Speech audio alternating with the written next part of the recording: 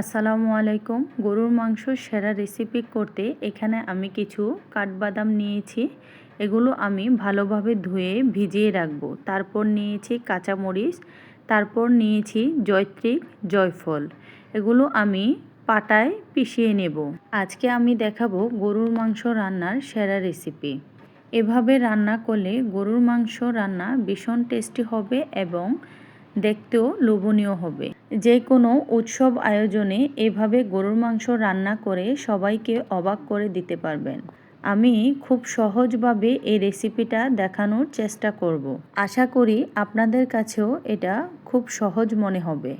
তো কথা না বাড়িয়ে চলে যাই মূল রান্নায়। এখানে আমি 4 কেজি গরুর মাংস নিয়েছি এবং পিসগুলো রেগুলার সাইজে কেটে নিয়েছি। আপনাদের পছন্দ অনুযায়ী পিসগুলো কেটে নেবেন।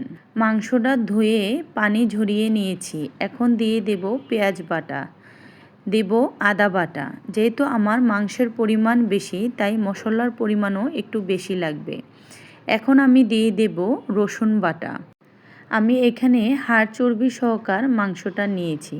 এখন দিয়ে দেব জয়ত্রী, জয়ফল বাটা এবং দিয়ে দেব বাদাম বাটা। এই পর্যায়ে এসে অ্যাড করে দেব লবণ। তারপর দিয়ে দেব 3 চামচ পরিমাণ মরিচের গুঁড়া, 3 চামচ পরিমাণ হলুদ গুঁড়া। তারপর দিয়ে দেব 2 চামচ পরিমাণ রাঁধুনি। এই পর্যায়ে এসে অ্যাড করে দেব ধনিয়ার গুঁড়া 3 চামচ, জিরার গুঁড়া 3 চামচ। এই পর্যায়ে এসে আমি দিয়ে দেব প্যাকেট গরম মশলার গুঁড়া। তারপর দিয়ে দেব আস্ত এলাচ, দারচিনি, তেজপাতা। সবগুলো উপকরণ দেওয়ার পর এখন আমি দিয়ে দেব রান্নার তেল। এখন মাংসের সাথে মশলাগুলো ভালোভাবে হাতে মেখে নেব। মাংসে মশলাগুলো মেখে নেওয়া হয়ে গেলে আমি 30 মিনিটের মতো রেখে দেব। মাংসে যত বেশি সময় নিয়ে ম্যারিনেট করবেন ততই মজা হবে।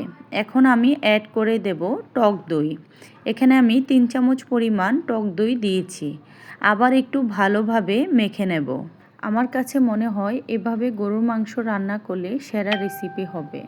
মাংসের সাথে যদি বাদাম বাটা দেওয়া হয় তাহলে মাংসের স্বাদ দ্বিগুণ বেড়ে যায়। এখন এই পর্যায়ে আমি সামান্য পরিমাণ পানি দেব। তারপর দিয়ে দেব পেঁয়াজ কুচি। তারপর দিয়ে দেব আস্ত কাঁচামরিচ। ফিরে আসলাম 30 মিনিট পর। এখন আমি চুলার আঁচ মিডিয়ামে রেখে মাংসটা ভালোভাবে কষিয়ে নেব।